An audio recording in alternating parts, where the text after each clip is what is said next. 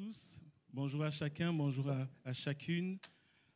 Selon la formule consacrée, selon la tradition, je vous présente à titre personnel et au nom de ma famille, au nom de l'église de Ransard, mes vœux les meilleurs pour ceux qui étaient là le 31 décembre.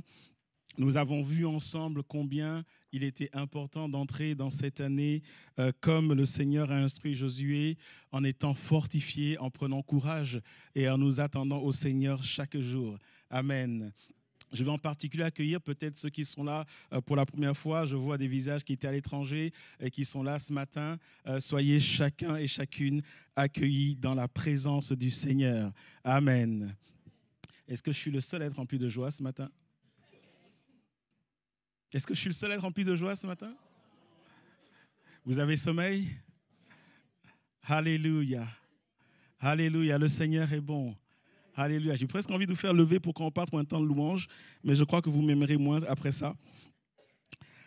Ce matin, j'aimerais, en ce premier dimanche de l'année 2024, j'aimerais apporter un message qui va, si vous voulez, être comme un fil conducteur tout au long de cette année. Et ce message, en fait, c'est une exhortation que nous trouvons évidemment dans la parole de Dieu. Au-delà d'une exhortation, c'est une instruction, c'est un encouragement. Et cet encouragement, nous le trouvons dans la parole de Dieu à plusieurs endroits, à plusieurs reprises. Et nous la trouvons particulièrement dans une lettre, dans la première lettre que Paul a écrite à l'église de Thessalonique. Et je suis dans 1 Thessaloniciens chapitre 4, verset 1. Et la parole de Dieu nous dit ceci, c'est une église que Paul a fondée. Et il se trouve qu'il n'a passé que 3 semaines avec ces chrétiens-là parce qu'il y avait la persécution. Et lorsque Paul est parti, il s'est rendu compte, il a entendu des échos, et la foi des chrétiens de la ville de Thessalonique était telle que dans toute la région, on ne parlait que de ces chrétiens fervents qui étaient des modèles pour toute la région. Et alors que Paul reçoit ces nouvelles et que son cœur est rempli de joie, voilà ce qu'il leur dit, 1 Thessaloniciens chapitre 4, verset 1. « Au reste, frères, et bien sûr sœurs, puisque vous avez appris de nous comment vous devez vous conduire et plaire à Dieu, et c'est là ce que vous faites.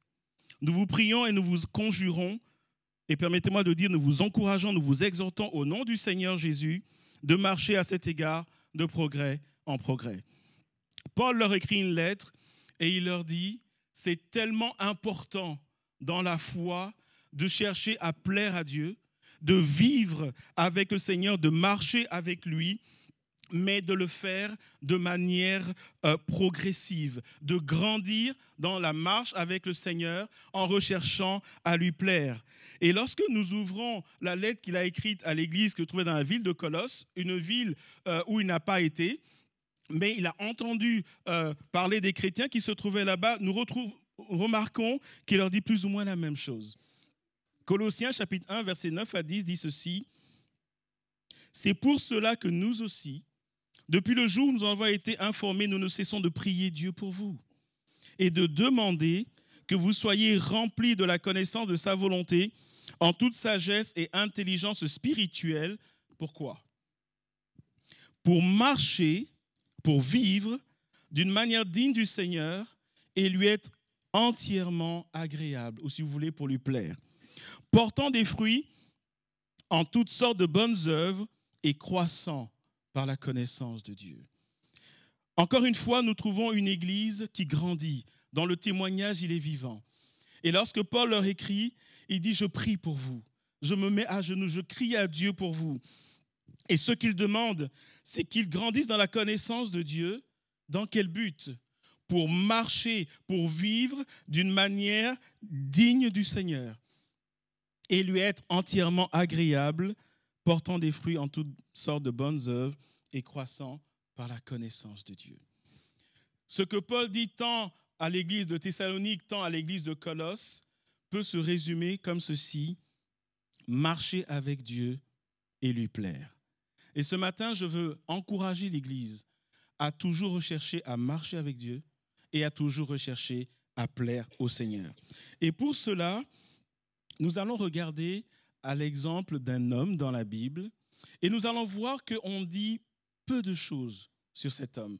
Et c'est d'autant plus frappant que dans la Bible, nous trouvons force de détails concernant la vie d'hommes de Dieu que nous appelons parfois les héros de la foi. On pense à David, on pense à Joseph et à tous les autres.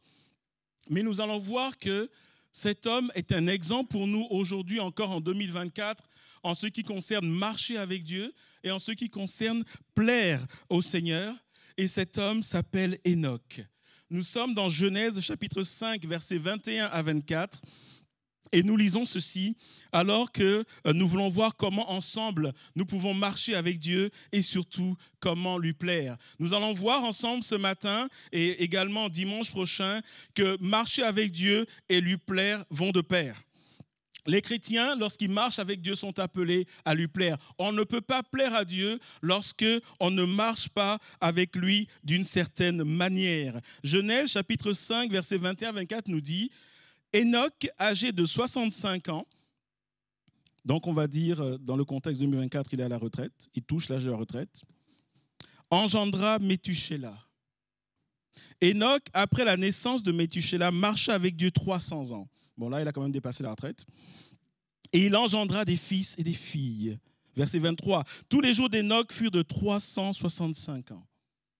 Enoch marcha avec Dieu, puis il ne fut plus parce que Dieu le prit. C'est le récit que nous trouvons de la vie d'Enoch dans le livre de la Genèse. Et comme je l'ai dit, la Bible dit très peu sur la vie de cet homme. On nous dit qu'il a marché, après avoir engendré son fils, il a marché pendant 300 ans avec le Seigneur. Et on nous dit qu'il ne fut plus parce que Dieu l'a pris. Et nous retrouvons dans le livre hébreu, dans l'épître aux Hébreux, nous retrouvons dans le chapitre 11 que Enoch est cité parmi les héros de la foi. Et nous savons que s'il a été cité parmi les héros de la foi, c'est parce que sa vie a apporté quelque chose. Et regardons ensemble ce qu'on lit de lui. Nous passons de l'Ancien au Nouveau Testament. C'est par la foi qu'Enoch fut enlevé pour qu'il ne vit point la mort et qu'il ne parut plus parce que Dieu l'avait enlevé. Car avant son enlèvement, il reçut le témoignage qu'il était agréable à Dieu. Or, sans la foi, il est impossible de lui être agréable, car il faut que celui qui s'approche de Dieu croit que Dieu existe et qu'il est le rémunérateur de ceux qui le cherchent. Avant d'aller regarder à la vie d'Enoch, malgré le peu de détails que la Bible nous donne, et peu de détails certes, mais de riches éléments qui, je crois, vont bénir l'Église ce matin, j'aimerais faire quelques remarques avant d'entrer dans le vif du sujet. D'abord, nous tirons notre texte de Genèse chapitre 5. Et quand vous ouvrez Genèse chapitre 5, c'est le genre de chapitre, c'est le genre de passage que les chrétiens n'aiment pas lire. Pourquoi ? Parce que vous avez une répétition, il y a une sorte de copier-coller. Tel a vécu, il a eu un enfant, il a eu des fils et des filles et il mourut. Et quand vous lisez Genèse chapitre 5 du verset 1 jusqu'à la fin, on nous parle de la postérité du premier homme, Adam. On nous parle de sa généalogie. Et qui est comme moi ce matin qui dit « Je confesse que je n'arrive pas à lire tout ça » ? Qui ce matin dit « Je confesse cela » ? Alléluia. Merci Seigneur pour le sang de Jésus qui pardonne les péchés. Lorsque vous lisez Genèse chapitre 5, vous remarquez qu'il y a une répétition de « Il vécut, il engendra un fils ». Il vécut autant d'années, il eut des fils et des filles, et puis il mourut. Et puis tout à coup, on arrive sur Enoch et Dieu fait une exception. Le Saint-Esprit fait une exception et on nous dit, et c'est ce que nous avons lu, que quand il a engendré son fils, après, il marcha avec Dieu. Et avant d'aller plus loin, donc, j'aimerais faire une remarque. Frères et sœurs, n'attendons pas que Dieu nous bénisse avant de marcher avec lui. Est-ce que vous me suivez ce matin? Alors, on ne sait pas ce qui s'est passé dans la vie d'Enoch. Dieu ne nous le dit pas. Et on ne va pas se mettre à faire de devinettes et à dire ce que la Bible ne dit pas. Mais ce qu'on nous dit, c'est qu'il a eu un fils, un premier fils, Méthusélah. Après, il a eu des fils et des filles. Mais ce n'est qu'après cela qu'il a commencé à marcher avec Dieu. Ce matin, je veux encourager l'Église. N'attendons pas que Dieu nous bénisse avant de marcher avec lui. N'attendons pas que Dieu fasse quelque chose pour nous avant de marcher avec lui. La foi chrétienne, ce n'est pas « Seigneur, je te suis si tu me bénis ». La foi chrétienne, c'est « Seigneur, je te suis parce que tu m'as sauvé ». Est-ce que vous me suivez ce matin? On ne sait pas pourquoi Enoch s'est tout à coup réveillé après la naissance de son fils. Mais on sait qu'un enfant est une bénédiction. Et autant il va être un exemple pour nous ce matin, autant nous sommes appelés à ne pas suivre cet exemple-là. La deuxième remarque que j'aimerais faire, c'est que dans la Bible, Enoch est l'un des deux avec le prophète Élie à ne pas avoir connu la mort et avoir été enlevé de manière surnaturelle. Et chaque fois que Dieu fait quelque chose de surnaturel dans la vie d'un homme, c'est parce que Dieu se réjouit de la vie de cet homme-là. Troisièmement, il nous est dit, et ça confirme un peu ce que je viens de dire, que Enoch a reçu le témoignage qu'il était agréable à Dieu. La question c'est, qui a rendu ce témoignage-là? C'est Dieu lui-même. Dieu a regardé à la vie d'Enoch et le cœur de Dieu a été réjoui. Et ce matin, nous voulons comprendre pourquoi. Je ne sais pas pour vous, mais moi je veux être un Enoch. Je veux réjouir le cœur de Dieu. Et cet homme, on nous dit pratiquement rien sur lui, mais on nous dit que sa vie a tellement réjoui le cœur de Dieu que Dieu a décidé de ne pas le laisser connaître la mort physique et Dieu l'a pris avec lui. C'est un peu comme si Dieu disait, ta vie me bénit tellement, j'ai tellement hâte que tu viennes dans ma présence. Est-ce que vous ne voulez pas être de ces hommes-là? Il n'y a qu'une seule sœur qui dit amen là-bas. Merci Odette d'être là ce matin. Il a reçu le témoignage qu'il était agréable à Dieu. Et avant de comprendre comment Enoch a marché, j'aimerais qu'ensemble nous puissions voir le contexte dans lequel il a vécu. Et c'est le troisième passage où on nous parle un peu de sa vie. Et on nous dit dans le livre de Jude, le livre qui vient juste avant Apocalypse, donc nous sommes à la fin du Nouveau Testament, on nous dit qu'il a prophétisé. Jude 14, 15, c'est aussi pour eux qu'Enoch, le septième depuis Adam, et donc on parle bien de la généalogie d'Adam, a prophétisé en ces termes, « Voici le Seigneur est venu avec ses saintes myriades pour exercer un jugement contre tous et pour faire rendre compte à tous les impies parmi eux de tous les actes d'impiété qu'ils ont commis et de toutes les paroles injurieuses qu'ont préférées contre lui des pécheurs impies. » En d'autres termes, l'atmosphère spirituelle était sombre. Enoch a vécu avant le déluge. Et nous savons que Dieu envoie le déluge parce qu'il y avait une désobéissance croissante. Et ce passage est là qui nous dit qu'à un moment, au travers de la bouche d'Enoch, Dieu a prophétisé. Parce que l'atmosphère spirituelle était tellement sombre. Il y avait tellement de désobéissance par rapport à Dieu. Il y avait des actes que les hommes commettaient qui attristaient le cœur de Dieu.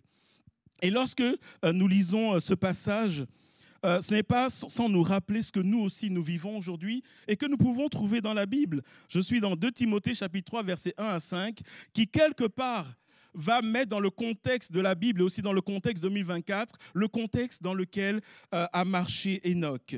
Il nous est dit dans ce passage, « Sache que dans les derniers jours, il y aura des temps difficiles. » C'est ce que Paul dit à son fils spirituel Timothée. « Car les hommes seront égoïstes, amis de l'argent, fanfarons, hautains, blasphémateurs, rebelles à leurs parents, ingrats, irreligieux, insensibles, déloyaux, calomniateurs, intempérants, cruels, ennemis des gens de bien, traîtres, emportés, enflés d'orgueil, aimant le plaisir plus que Dieu, ayant l'apparence de la piété mais reniant ceux qui ont fait la force. » Et Paul dit à Timothée, écoute Timothée, il faut que tu t'éloignes de ces gens-là.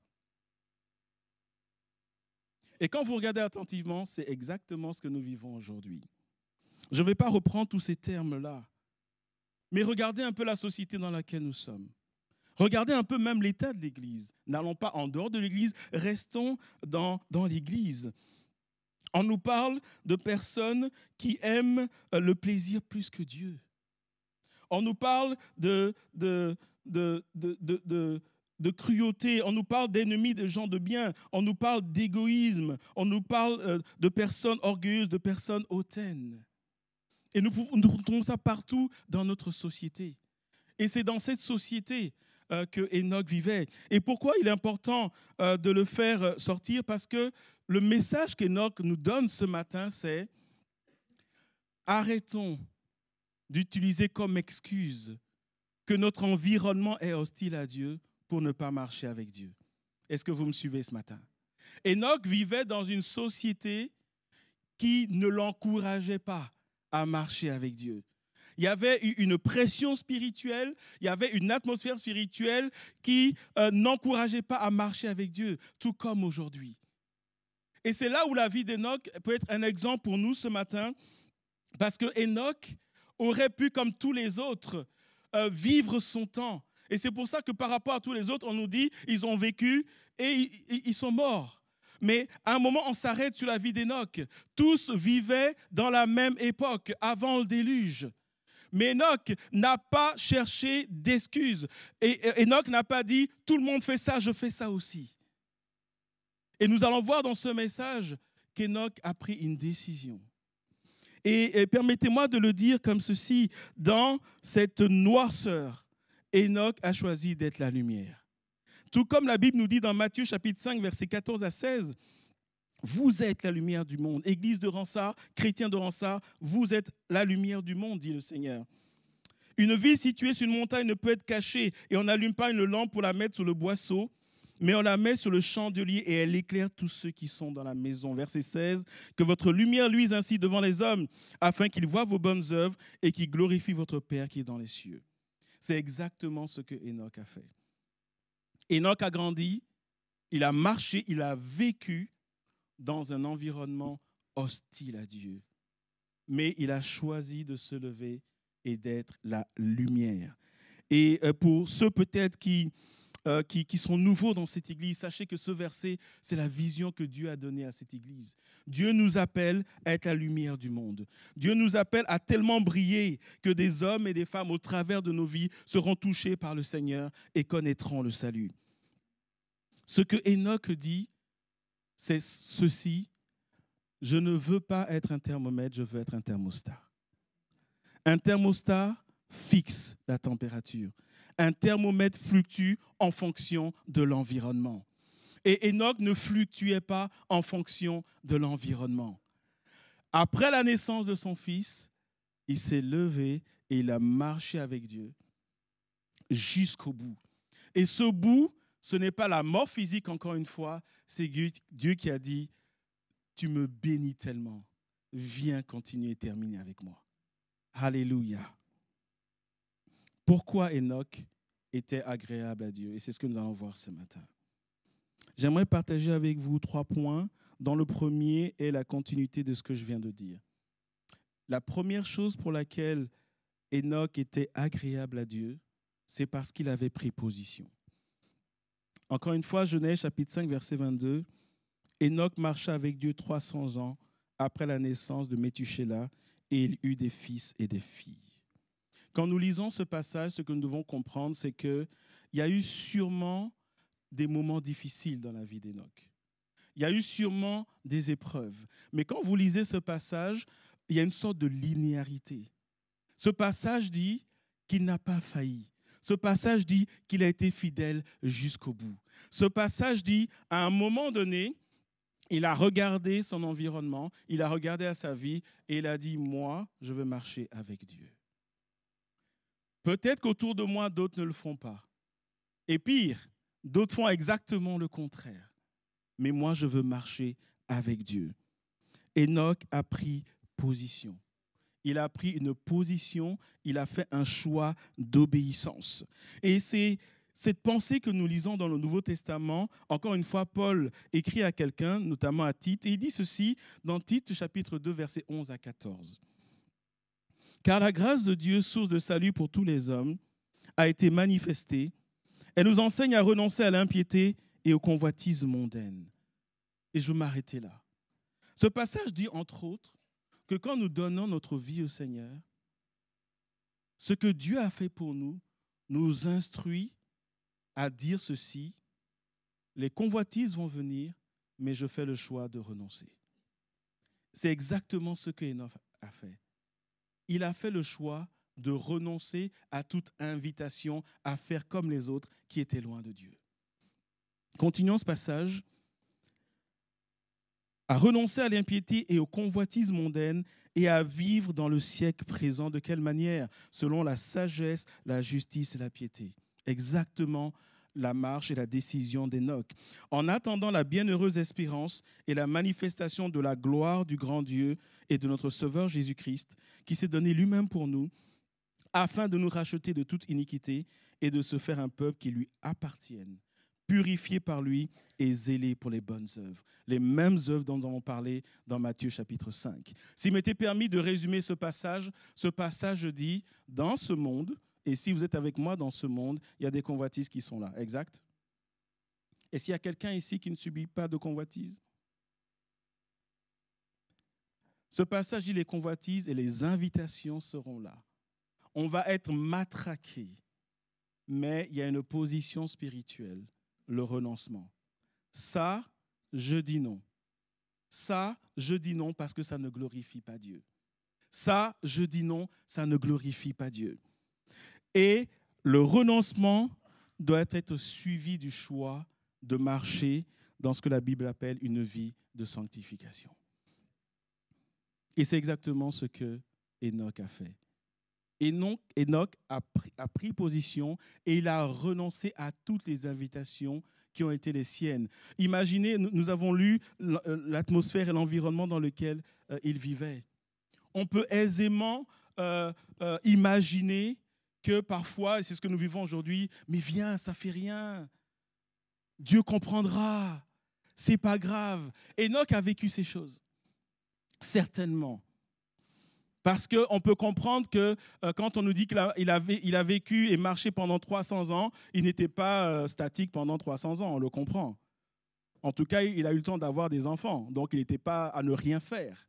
Il avait une vie selon le contexte de l'époque. Et dans le contexte de l'époque, on nous dit que tout ce qui se passait était contraire à Dieu. Et Enoch voyait ces choses. Enoch était confronté à ces choses, mais chaque jour, Enoch prenait une décision. Je renonce à tout ce qui ne glorifie pas mon Dieu. Mais je ne m'arrête pas là. Parce que comme on dit, l'espace a horreur du vide. Si tu te contentes de renoncer et tu ne fais rien, tu vas finir par tomber. Quand tu renonces, tu dois choisir de rechercher la présence de Dieu. Rechercher la sainteté de Dieu. Et si vous le voulez, bien, je vais illustrer cela par un passage dans la parole de Dieu. Je suis en Genèse, chapitre 14, versets 17 à 23. Ce passage nous parle d'une histoire entre le roi de Salem et le roi de Sodome. Il va nous parler d'Abraham qui va faire un choix. On va lire ceci, et le roi de Sodome, dans ce passage, va symboliser tout ce qui est démoniaque, va symboliser l'ennemi de nos âmes. Genèse 14, 17 à 23. Après qu'Abraham fut revenu vainqueur de Kédolaomer et des rois qui étaient avec lui, le roi de Sodome sortit à sa rencontre dans la vallée de Chavé, qui est la vallée du roi. Verset 18. Melchisédek, roi de Salem, fit apporter du pain et du vin. Il était sacrificateur du Dieu Très-Haut.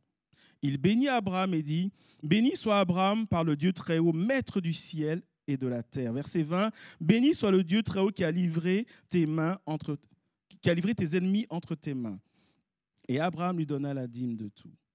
Là, on parle du roi de Salem. Et on nous reparle du roi de Sodome. Verset 21, « Le roi de Sodome dit à Abraham. » Et avant d'aller plus loin, on voit ici qu'il y a toujours cette pression qui est là. Le roi de Salem va préfigurer Christ. Et ici, on a celui qui préfigure Christ, qui parle à Abraham, qui le bénit, etc. Et on a à côté le roi de Sodome qui vient et qui lui parle aussi. Il y a toujours cette convoitise qui est là. Il y a toujours une voix, une invitation de quelqu'un. Il y a toujours une pensée qui te dit, c'est pas grave. Toi aussi, tu peux le faire. Regarde ce que les autres font. Tu peux le faire et dimanche, tu vas prier, il n'y a pas de problème. Verset 21, le roi de Sodome dit à Abraham, « Donne-moi les personnes et prends pour toi les richesses. » Abraham répondit au roi de Sodome, « Je lève la main vers l'Éternel, le Dieu Très-Haut, maître du ciel et de la terre. je ne prendrai rien de tout ce qui est à toi, pas même un fil, ni un cordon de soulier, afin que tu ne dises pas, j'ai enrichi Abraham, rien pour moi. On voit ici qu'il y a toujours deux invitations. Et il nous est dit qu'Abraham va lever la main vers l'Éternel, qui est le symbole de Seigneur, je m'attache à toi. Et en s'attachant à Dieu, qu'est-ce qu'il dit? Il s'adresse à l'ennemi de son âme et il dit, je paraphrase, je ne te permettrai pas d'avoir la moindre chose dans ma vie. Je m'attache à mon Dieu. Mais toi, il n'y a rien. Et pour signifier la chose, il va, dans son esprit, parler de la chose la plus petite qu'il trouve. Il va parler d'un cordon. Il dit un fil. Qu'est-ce qu'il y a de plus petit qu'un fil? Alors, je sais que les plus ingénieux d'entre nous vont trouver quelque chose de plus petit qu'un fil. Mais restons dans l'illustration. Qu'est-ce qu'il y a de plus petit qu'un fil? Un fil est difficile à voir à l'œil nu. Un fil tombe par terre, bonne chance pour le retrouver. Pour ceux qui font de la couture, un fil tombe. Ou alors, rien que passer un fil, je m'amuse toujours à voir des gens qui font de la couture et quand il faut passer le fil dans le chat d'aiguille, ils sont là, il faut enlever les lunettes, il faut prendre une loupe, etc. C'est toujours marrant. Pourquoi? Parce que c'est tellement petit. Et Abraham dit ici, je lève la main vers le Dieu très haut, je le tiens très fort, je me reconnais, je m'identifie à lui. Mais quant à toi, ennemi de mon âme, je ne te permettrai rien. Je sais que tu me parles, je sais que tu m'attires, je sais que tu veux m'attirer à toi, mais je te dis non. Et où est-ce qu'il trouve la force? Rappelez-vous qu'il s'est attaché à Dieu. Et c'est ce que Enoch a fait. Abraham, dans ce passage, a pris position. Enoch a pris position. Et la question que j'ai pour l'Église ce matin, est-ce que c'est possible entre nous? Est-ce que c'est possible de vivre cette vie-là? Les jeunes qui sont là, permettez-moi de m'adresser à vous. Est-ce que c'est possible de ne pas tomber dans la sexualité avant le mariage? Est-ce que c'est possible de résister aux pressions à l'école, à l'UNIF? Est-ce que c'est possible de ne pas faire ces expériences dont vous ne parlerez jamais à vos parents? Les jeunes, je parle de ces situations où vous rentrez de l'école, ça a été l'école, oui, tu as eu une bonne note, oui, etc. Mais vous ne parlerez jamais de ce qui s'est passé dans la cour de récré. Vous ne parlerez jamais de ce que vous avez essayé, de ce que vous avez touché, goûté. Qu'il s'agisse de sexualité, qu'il s'agisse de choses spirituelles, qu'il s'agisse d'une expérience où un copain, une copine a dit, écoute, moi j'ai essayé ça, etc. Ça fait du bien, tu peux essayer, etc. Et on essaye, on y prend goût. Et finalement, ça devient parfois des liens. Est-ce que c'est possible en 2024, en tant que jeune, de rester pur pour le Seigneur? Je m'adresse aux adultes. Est-ce que c'est possible de ne pas tomber dans le compromis en 2024? Est-ce que c'est possible de demeurer dans la foi jusqu'au bout? Est-ce que c'est possible d'être fidèle et de glorifier le Seigneur en 2024? Pourquoi je tiens ce discours ce matin? Parce que nous connaissons tous ces versets qui nous appellent à la sanctification. Ce n'est pas que nous ne les connaissons pas, mais le point est le suivant. Est-ce que nous y arrivons? En d'autres termes, est-ce que la Bible, elle est actuelle aujourd'hui? Est-ce qu'on peut la vivre? Est-ce qu'on peut trouver des chrétiens qui se lèvent et comme Abraham qui disent « Je lève la main vers le Dieu très haut et je dis non au monde, je dis non à l'ennemi de mon âme ». Entre vous et moi, est-ce que c'est possible? Est-ce que c'est possible? Et je vous invite avec moi à lire la réponse que le Seigneur donne dans sa parole. 1 Thessaloniciens chapitre 5, versets 23 à 24. Et Paul s'adresse encore à l'église qui était dans la ville de Thessalonique. Donc je vous ai dit qu'il a fondé cette église. Il a passé 3 semaines avec eux. Il est parti. Ils n'ont pas eu le temps de grandir, d'avoir écouté les enseignements de Paul pendant des mois. Paul a dû fuir à cause de la persécution. Mais alors que Paul était loin de cette ville, et je vous invite à lire cette lettre, moi elle me bénit vraiment. Il est dit, Paul dit, je n'ai pas besoin de parler de votre foi, je n'ai pas besoin de vous expliquer certaines choses, parce que vous êtes devenu un modèle pour toute la région. Tous les chrétiens entendent parler de vous et veulent être comme vous. Et lorsque il continue dans le chapitre 4 qu'on ne va pas lire, il leur dit, attention, ce que Dieu demande de vous, c'est votre sanctification. Là, il a planté le décor. Mais il finit sa lettre, plus ou moins, on est à la fin de sa lettre, et il leur dit ceci, que le Dieu de paix vous sanctifie lui-même tout entier, et que tout votre être, l'esprit, l'âme et le corps, soient conservés irrépréhensibles ou irréprochables sont les versions lors de l'avènement de notre Seigneur Jésus. Ça, on connaît.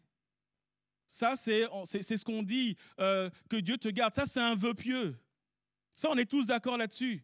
Et si Paul avait terminé son propos par ça, on aurait dit, OK, Paul, tu es le pasteur, tu peux que nous dire de rester pur. Et puis après, bonne chance. Mais Dieu nous dit quoi faire. Mais regardons ce que Dieu fait. Celui qui vous a appelé est fidèle et c'est lui qui le fera. Ce passage nous dit que tous ceux, les jeunes, les moins jeunes qui disent « Seigneur, je veux rester pur ». Si comme Abraham, tu cries à Dieu, tu renonces, Dieu va t'aider. En 2024, c'est encore possible de demeurer pur, quelle que soit la pression de la société par rapport à l'incrédulité, par rapport à l'immoralité, par rapport aux choses spirituelles, par rapport aux choses démoniaques, etc.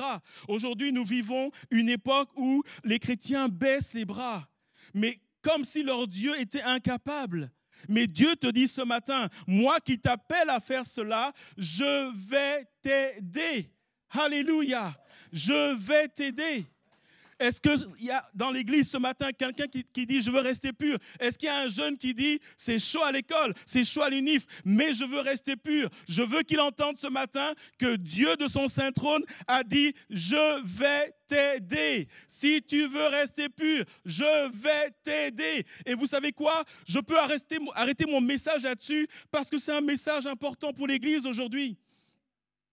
Aujourd'hui, nous recherchons des chrétiens modèles. Et Enoch, pour nous, est un modèle. À son époque, c'était chaud, on l'a lu. C'était vraiment chaud. Mais Enoch y est arrivé. Abraham y est arrivé dans Genèse 14. Et comme nous l'avons lu, il y a un processus de renoncement.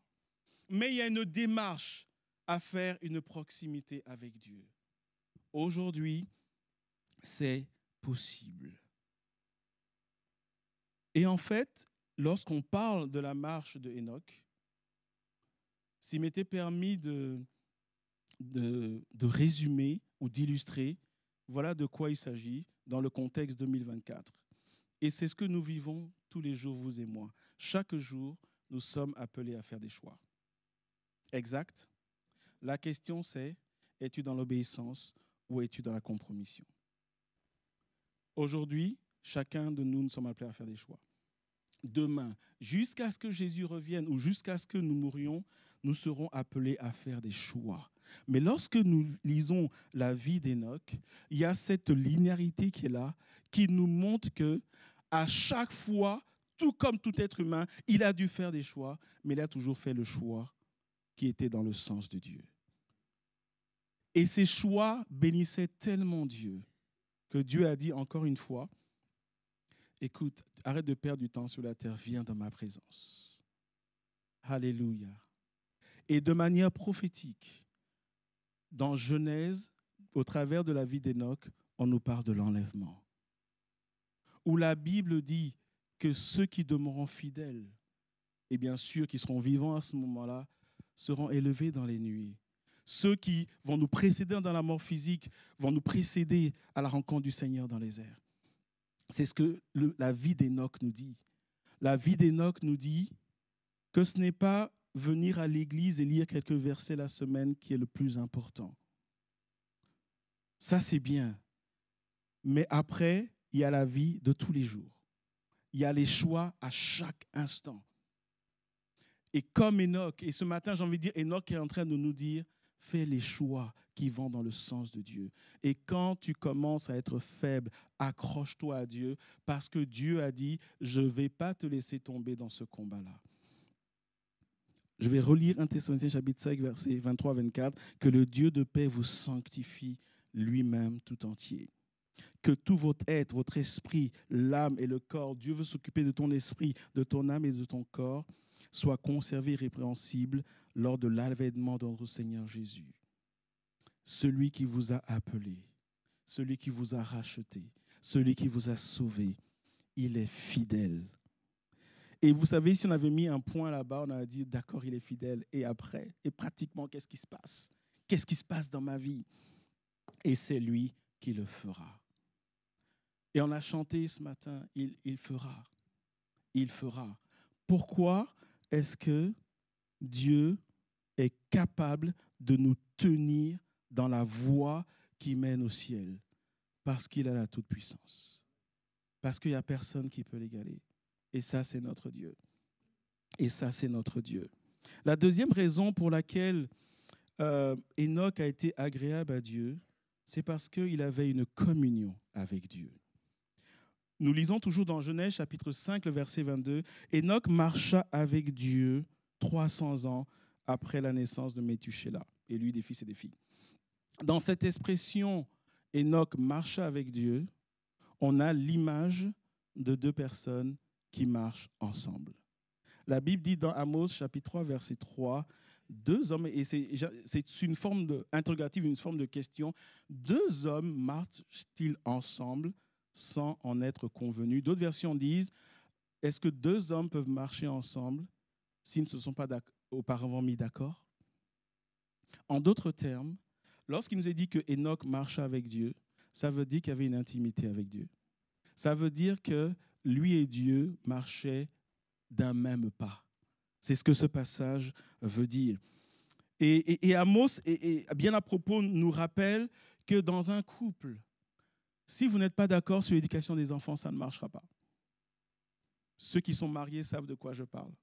Si vous n'êtes pas d'accord sur le lieu de vie, sur un projet, alors bien sûr, vous êtes restés ensemble, mais il y aura de la frustration. Il y aura de la colère. Il y aura des tensions dans le couple. Du jour au lendemain, boum. Pourquoi? Parce qu'ils vivent ensemble, mais ils n'ont plus les mêmes choix. Ils n'ont plus les mêmes... Ils ne se projettent plus de la même manière. Tel veut vieillir ici, tel veut vieillir là-bas. Tel veut faire ceci, tel veut faire ça. C'est le meilleur moyen d'atomiser un couple. Et lorsqu'il nous est dit que Enoch marchait avec Dieu, il nous est dit qu'Enoch avait une communion avec Dieu.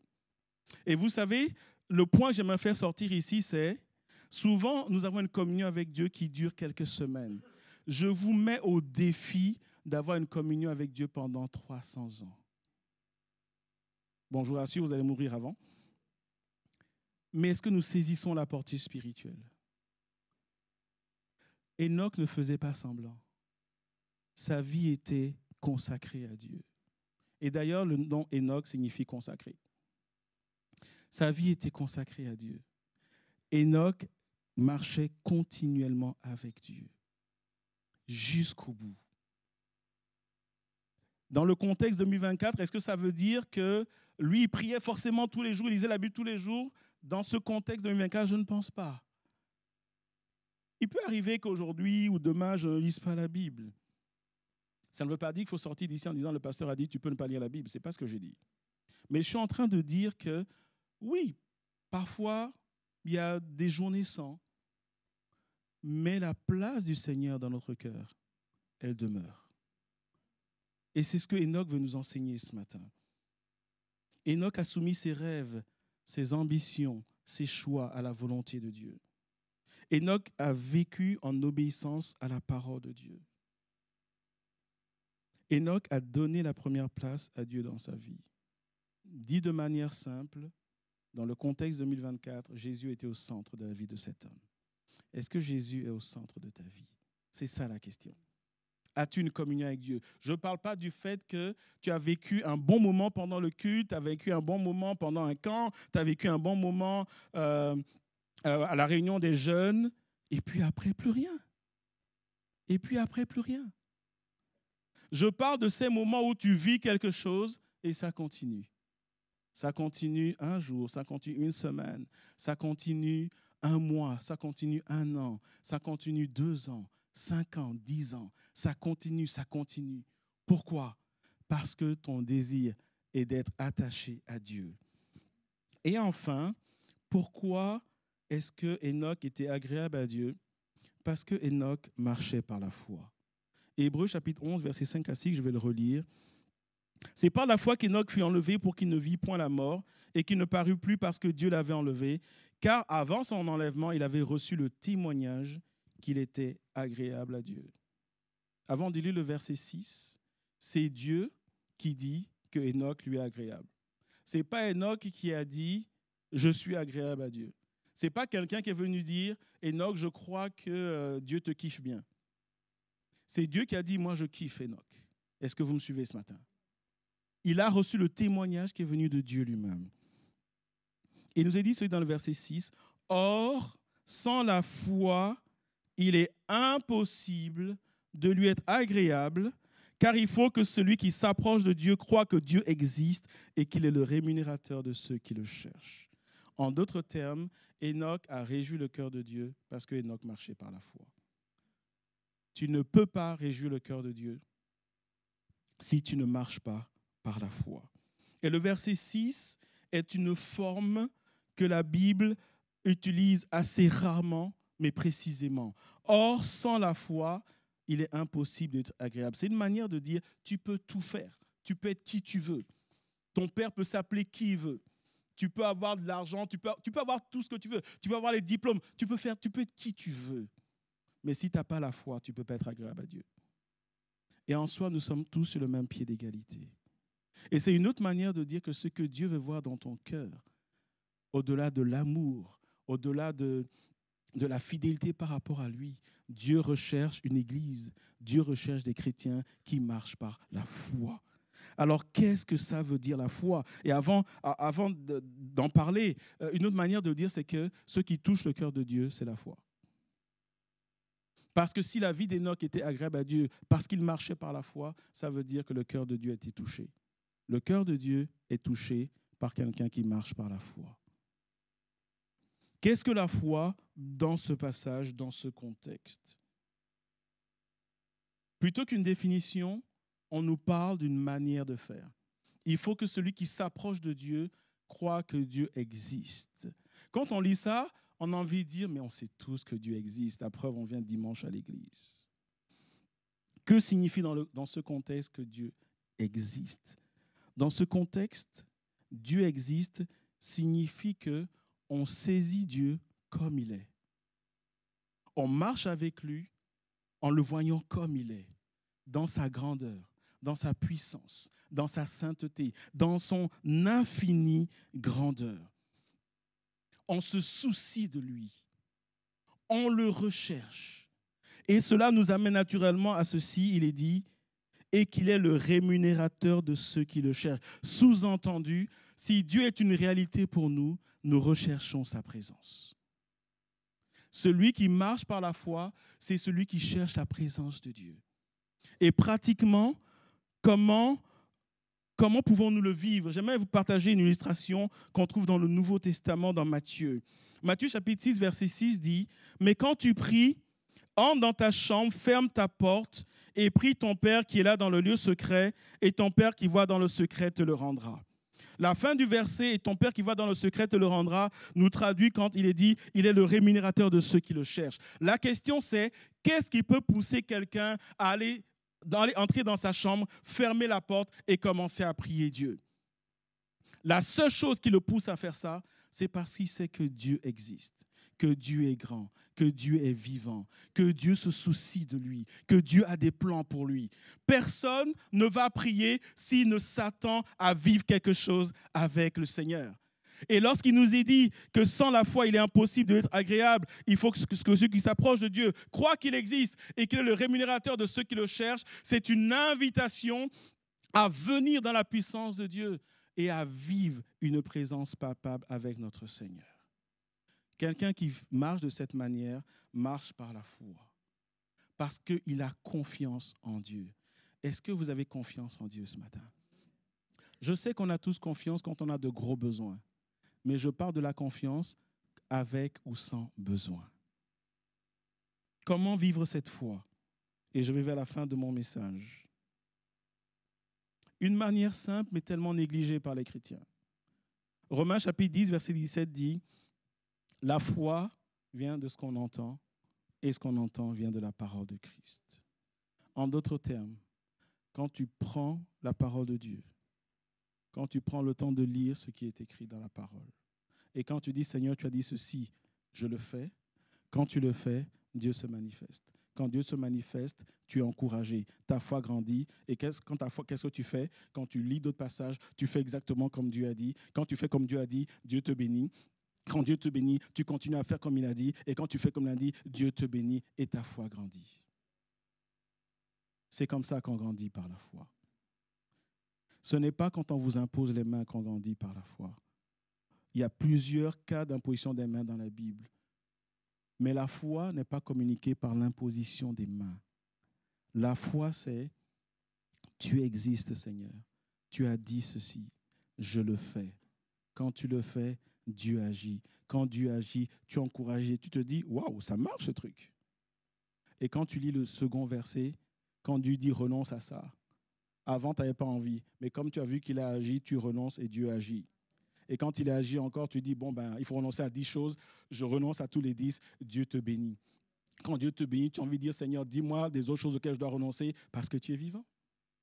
Et c'est comme ça que nous grandissons dans la foi. La foi vient de ce qu'on entend et ce qu'on entend vient de la parole de Dieu. J'aimerais conclure ce message ce matin. Enoch a marché par la foi. Il a mis sa confiance en Dieu, sous-entendu dans la parole de Dieu. Il a tout fait pour vivre de manière continue une vie de sanctification. Il a développé une communion avec Dieu. Et permettez-moi de poser des questions suivantes. Et je nous invite juste à réfléchir. La liste peut être longue, mais je veux m'arrêter à 2-3 questions. Ce matin, est-ce que tu viens à l'église ou est-ce que tu marches avec Dieu? Est-ce que tu t'intéresses aux choses de Dieu ou est-ce que tu marches avec Dieu? Une autre manière de le dire ce matin, en 2024, quelle est la place que Dieu occupe dans ta vie? Quelle est la place que Dieu occupe dans ta vie? Sérieusement. Est-ce que Dieu est vraiment la priorité dans ta vie? Est-ce que tu t'appelles toi-même chrétien ou Dieu rend témoignage de toi que tu es un enfant qui le glorifie? Où est-ce que tu te situes ce matin dans ce spectre? Ce matin, Enoch nous parle et au travers d'Enoch, Dieu appelle l'église de Ransard. Soyons de ceux qui prennent position. Soyons de ceux qui développent une communion avec Dieu. Et surtout, soyons de ceux qui marchent par la foi. Soyons de ceux qui disent, je lève ma main vers le Dieu très haut et je renonce. Soyons de ceux qui disent, Seigneur, si tu cherches quelqu'un qui va à contre-courant, alors ce sera moi. Seigneur, si tu cherches des Enoch en janvier 2024, ce sera moi. Pouvons-nous prendre un temps de prière ce matin avant de terminer ce culte? Alléluia. Veux-tu être un Enoch ce matin?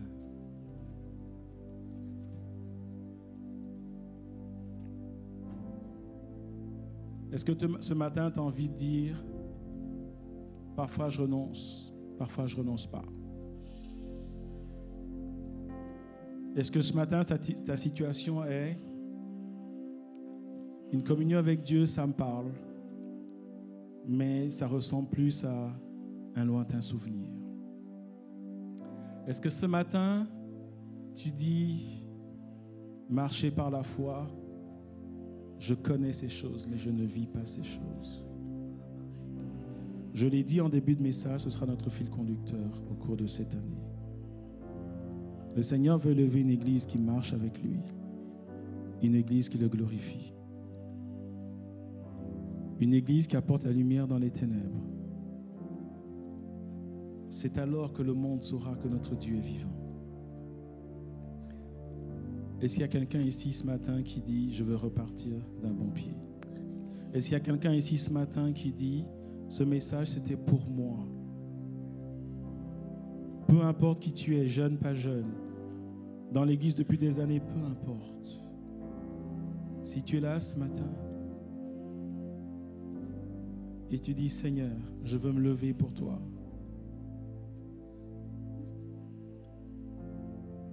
Seigneur, je veux me lever pour toi. Si tu es là ce matin, je veux juste te demander de te lever là où tu es. Nous voulons prier pour toi. En te levant, tu es en train de dire, Seigneur, viens toucher ma vie. Seigneur, viens toucher ce message n'est pas pour appeler à la perfection. Ce message est pour appeler à une obéissance, à une consécration. Ce message est pour appeler à plus de profondeur. Ce message est pour appeler à une prise de position. Ce message est pour appeler à être soumis à l'autorité de Jésus. Alléluia. Si tu étais levé ce matin, je t'invite juste à parler à Dieu. Nous sommes dans sa présence. Parle à Dieu simplement. Je ne veux pas faire d'appel devant. Là où tu es, parle à Dieu. Dieu te voit, Dieu te connaît, Dieu connaît ton cœur. C'est entre toi et lui. Tout ce que je te demande, ne prends pas de décision à la légère. Alléluia.